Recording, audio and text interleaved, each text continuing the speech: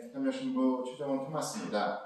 오늘 여러분과 함께 물동이 사순제 4주간 문제 함께 풀어보도록 하겠습니다.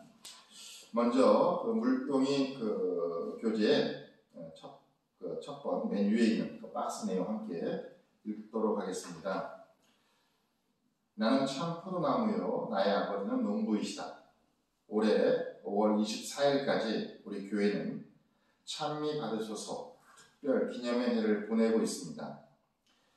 기후위기나 생태계의 파괴가 너무도 심각하게 급속히 진행되어 우리 인간의 힘으로 제어할 수 있는 한계점이 얼마 남지 않았다는 경고가 계속 쏟아지고 있습니다.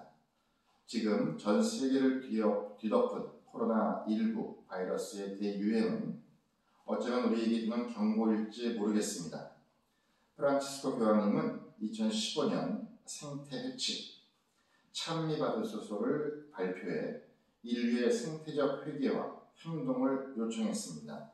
하나님께서 지극한 사랑으로 빚으신 이 세상을 우리는 어떻게 돌보고 관계를 맺고 있습니까? 인간이 마치 세상의 주인인 양 하느님처럼 행세하는 태도에서 벗어나 하느님과 이웃, 자연과의 올바른 관계를 회복해야 하겠습니다. 내용에서 나오는 이 찬미 받으소서라는 제목의 교황님 회칙은 2015년 6월 18일 날 발표된 겁니다. 교회의 생태 운동이 앞으로 나아가야 할 방향과 방법을 제시한 환경 회칙이기도 합니다. 교황님께서는 이 회칙을 통해서 우리 모든 크리스찬들, 우리 신앙인들이 진정으로 생태적 회개를 할 것을 요청하고 계시거든요. 우리 신자분들이 잘 아시는 것처럼 회개는 회자가 뉘우칠 회자고 개자가 고칠 개자입니다. 그러니까 뉘우쳐서 고친다는 의미거든요. 그러니까 하나님께 회개한다는 것은 하나님과의 관계에서 흐트러진 어떤 관계를 뉘우쳐서 새롭게 원래의 모습으로 고친다는 의미처럼 생태적 회개라는 것은 이 세상을 하나님이 창조하신 참 좋은 겁니다. 그런데 우리 인간의 욕심 혹은 인간의 잘못된 판단 때문에 이 좁은 세상과 좋은 관계를 맺는 것을 엉켜버렸다는 거거든요. 그래서 이걸 뉘우치고 원래의 모습으로, 원래 조화로운 모습으로, 원래 아름다운 모습으로 되돌리는 것이 생태적 회개라고 할 수 있겠습니다.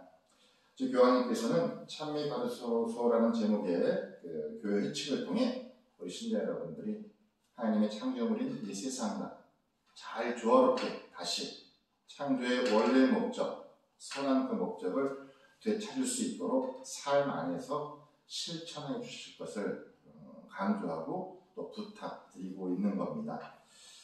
한번 보면은 오늘 사순제 4주간 물동이 54번 문제부터 한번 풀어보도록 하겠습니다.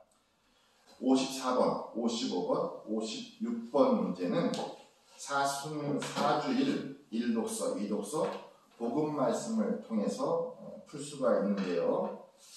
사순 4주일 1독서는 역대기 하권 36장 14절에서 16절, 19절에서 23절 말씀이고요.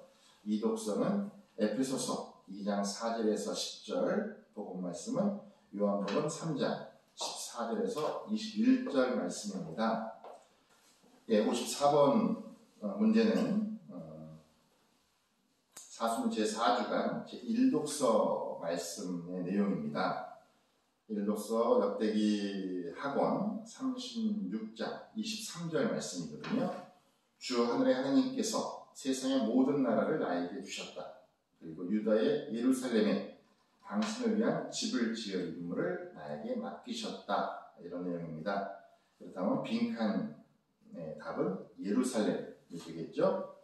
55번은 사순 제4주일 2독서 말씀 중에 한 부분입니다. 바로 에베소서 2장 8절 말씀입니다. 여러분은 믿음을 통하여 은총으로 구원을 받았습니다. 이는 여러분에게서 나온 것이 아니라 하나님의 선물입니다. 그렇다면 빈칸은 믿음이 답이겠죠. 56번은요, 사순 제4주일 복음 말씀의 한 부분인데요. 바로 3장 16절 말씀입니다. 하느님께서는 세상을 너무나 사랑하신 나머지 외아들을 내주시어 그를 믿는 사람은 누구나 멸망하지 않고 영원한 생명을 얻게 하셨다.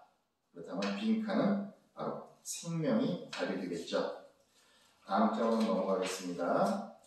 다음 장에 보면요, 찬미받으소서 특별 기념의 해를 보내는 한국 청주교회의 실천이라는 내용이 있는데요. 함께 읽어보도록 하겠습니다. 교황청은 2020년 5월 24일부터 2021년 5월 24일까지 생태 회칙 찬미받으소서 반포 5주년을 맞아 생태적 회개의 실천과 사회의 근본적 변화를 강조하기 위해 찬미받으소서 특별 기념의 해를 선포했다.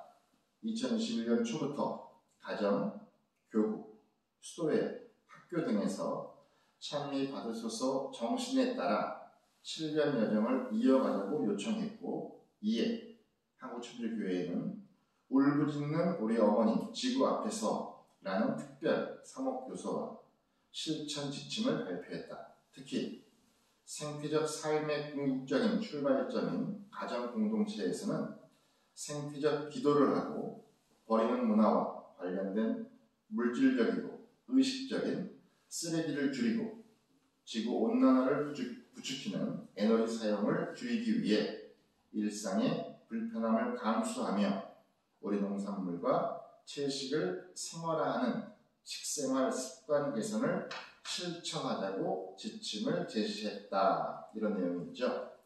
이 내용 중에 나오는 울부짖는 우리 어머니 지구 앞에서 라는 제목의 특별 사목 서한은 2020년 작년이죠. 10월 16일 찬미받으소서 교황 회칙 발표 5주년을 맞이해서 한국천주교 주교회의 추계 정기 총회를 마치면서 주교단 특별 사목 서한이 발표됐는데 그 서한의 제목입니다.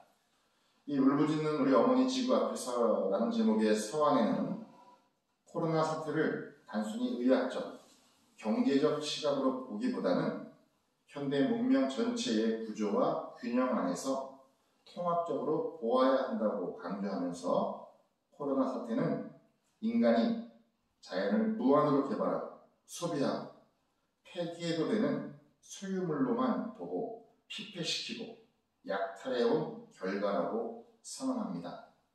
또 우리 인간들의 무책임한 이용과 남용 그리고 폭력으로 말미암아 어머니인 지구가 황폐해지고 울부짖고 있다며 비판하면서 생태적 회개를 촉구합니다.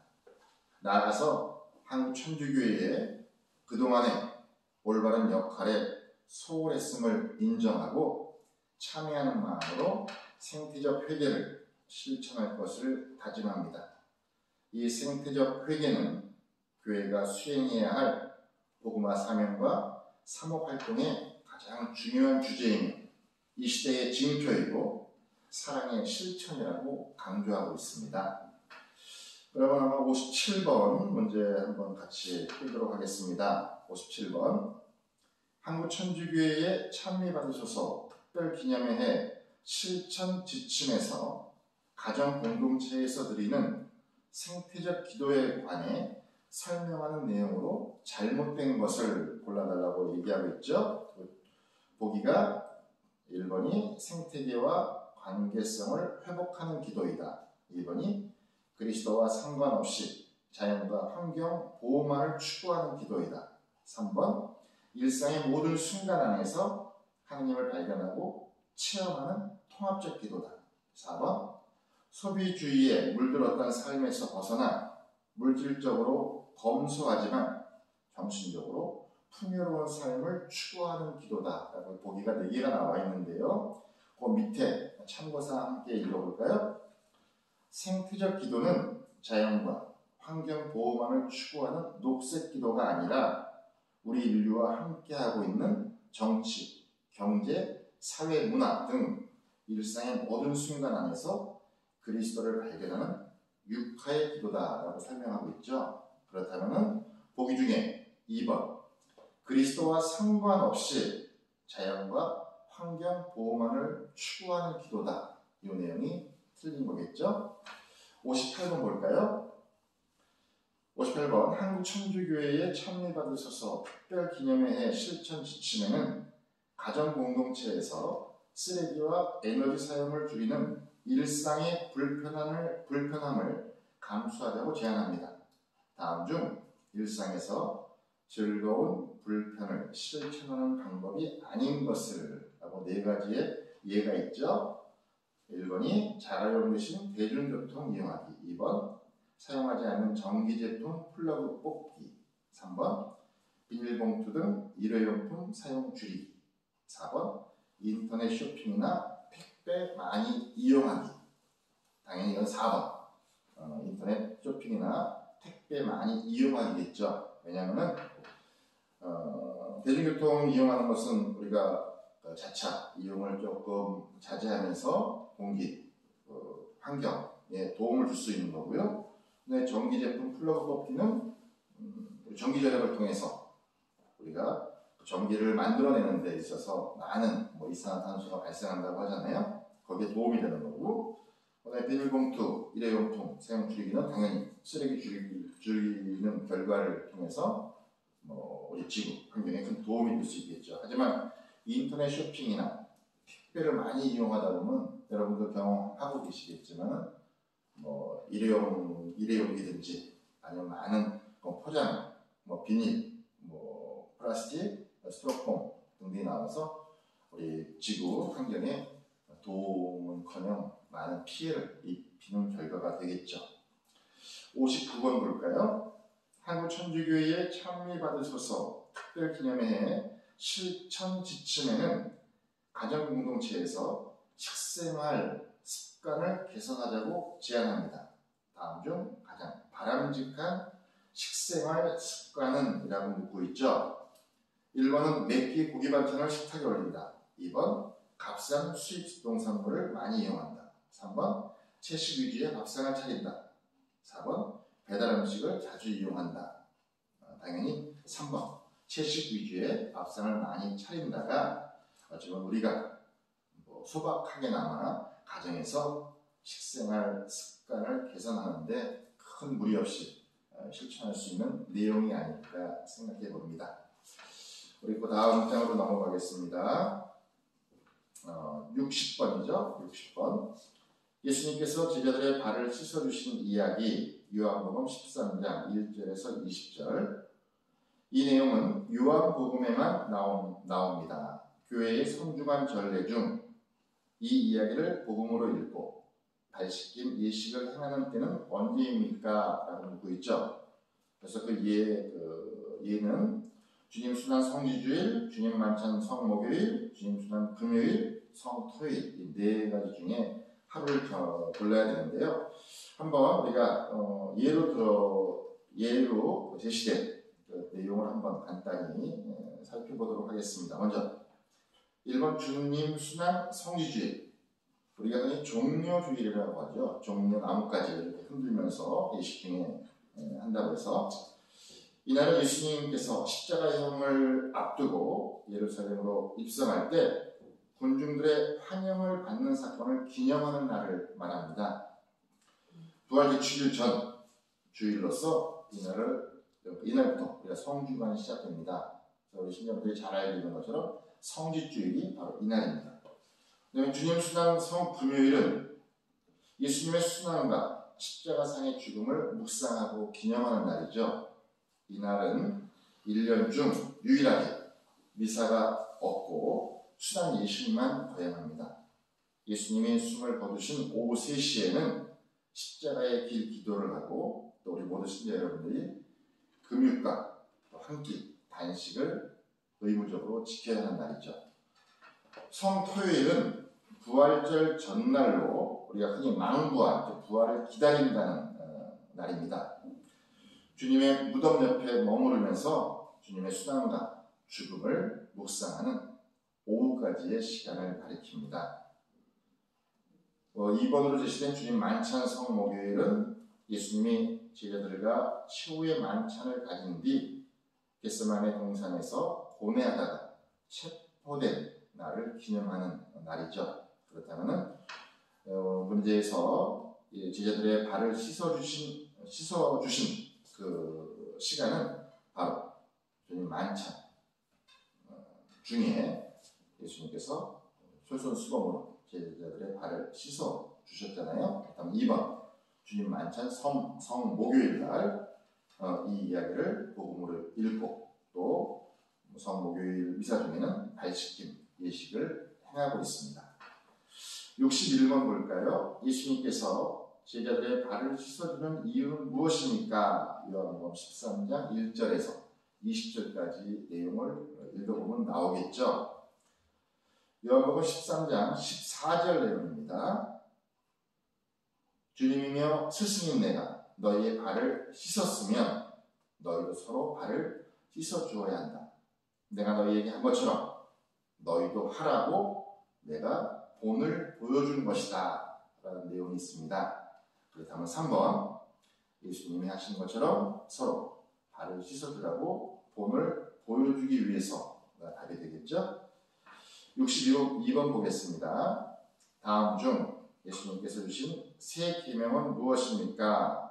요한복음 13장 31절에서 35절 말씀 내용을 보라고 되어 있죠. 거기에 보면 13장 34절에 보면요. 내가 너희에게 새 계명을 준다. 서로 사랑하여라.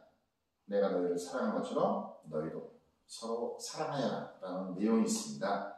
그렇다면 2번 내가 너희를 사랑한 것처럼 너희도 서로 사랑하여라 가 답이 되겠죠.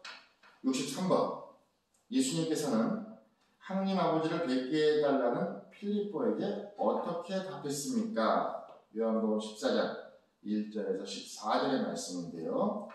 바로 아버지께 가는 길이라는 제목의 내용입니다. 요한복음 14장 9절에 보면요. 주님, 저희가 아버지를 뵙게 해주십시오 라는 필립보의 요청에 예수님께서 답하시길 필립보야, 내가 이토록 오랫동안 너희와 함께 지내는데도 너희는 나를 모른다는 말이냐? 나를 보낸 사람은 곧 아버지를 뵌 것이다 라고 답하십니다. 그렇다면 이 문제의 답은 4번 나를 본 사람은 곧 아버지를 뵌 것이다 라고 답하고 계시죠. 다음 장 넘기겠습니다. 64번 볼까요? 예수님께서 아버지께 청하여 보내주시기로 한 다른 보호자로 빈칸에 공통으로 들어갈 말을 적어보세요 라고 질문하고 있습니다. 그러면서 요한복음 14장 16절, 26절을 제시하고 있는데요. 14장 16절과 26절을 함께 한번 보겠습니다. 요한복음 14장 16절 말씀입니다. 그리고 내가 아버지께 청하면 아버지께서는 다른 보호자를 너희에게 보내시어 영원히 너희와 함께 있도록 하실 것이다. 그 다음에 요한복음 14장 26절 말씀입니다. 보호자 곧 아버지께서 내 이름으로 보내실 성령께서 너희에게 모든 것을 가르치시고 내가 너희에게 말한 모든 것을 기억하게 해주실 것이다 라고 말씀하고 계십니다. 그렇다면 64번 질문의 빈칸에는 바로 성령이 답이겠죠. 65번 다음 빈칸에 공통으로 들어갈 말은 무엇입니까? 요한복음 14장 27절 말씀을 제시하고 있는데요. 요한복음 14장 27절 말씀 함께 보도록 하겠습니다. 나는 너희에게 평화를 남기고 간다. 내 평화를 너희에게 준다. 내가 주는 평화는 세상이 주는 평화와 같지 않다. 너희 마음이 산란해지는 일도 겁을 내는 일도 없도록 하여라 라고 예수님께서 말씀하시죠. 그럼 65번 빈칸 단어는 바로 평화겠죠.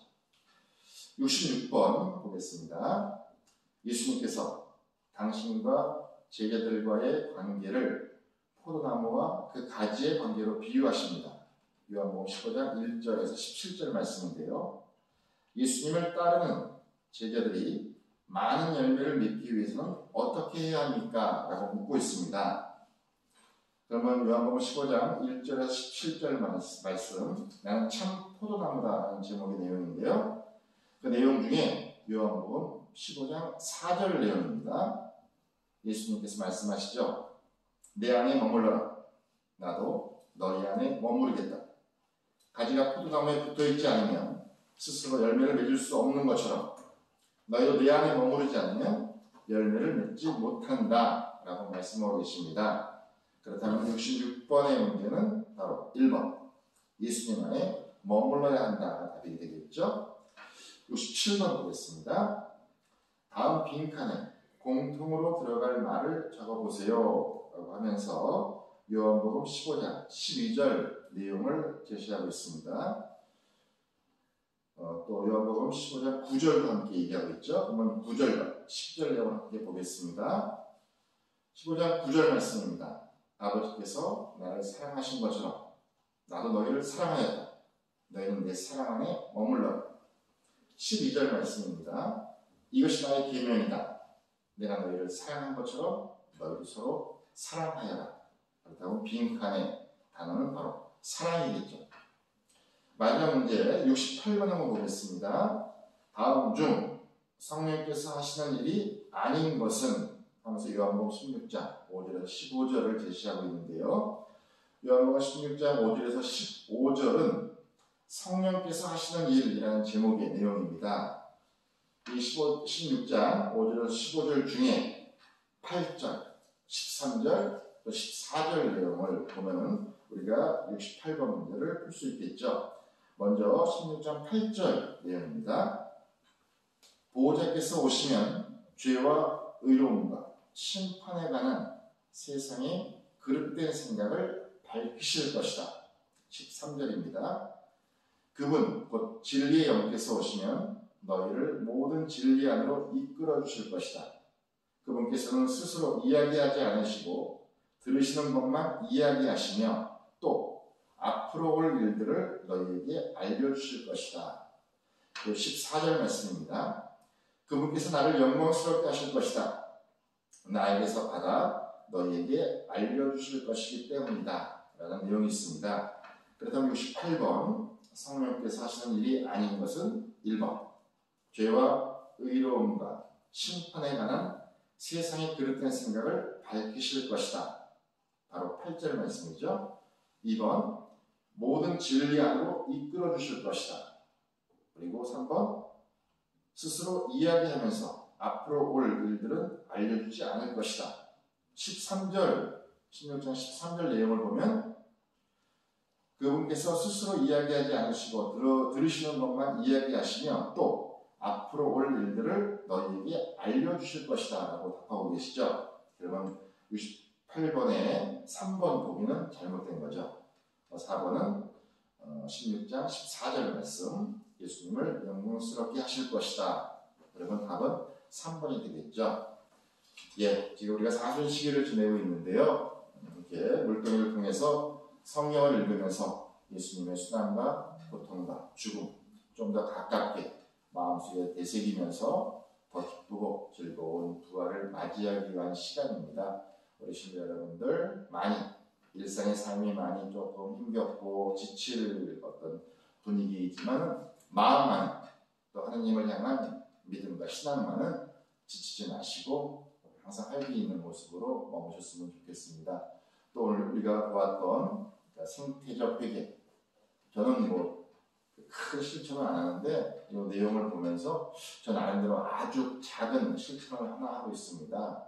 생수를 먹는데 그 생수 플라스틱 병에 겉에 그 상표가 붙어 있잖아요, 비닐. 그래서 그거를 다 먹은 다음에는 그 비닐을 떼어서 비닐 쓰레기 따로 모으고 그 플라스틱 병은 또 따로 이렇게 분리수거를 하거든요. 정말 작은 실천이지만 하지만 우리 각자가 아주 작은 실천이라도 일상 안에서 행동하고자 노력한다면 그것이 모아져서 큰 힘이 될 수 있고 또 그 큰 힘이 교황님께서 우리에게 부탁하고 계신 또 생태적 회개, 또 지구를 살리는 또 하느님의 아름답고 선한 이 지구를 다시 원래의 모습으로 살리는데 적지 않은 힘과 또 용기가 될 수 있지 않을까 생각됩니다. 그래서 여러분들 항상 행복하시고요. 부활절 정말 기쁜 마음으로 예수님의 부활 같이 축하해주는 그날까지 일상 안에서 열심히 행복하게 하루하루 생활해 나가시기를 기원합니다. 감사합니다.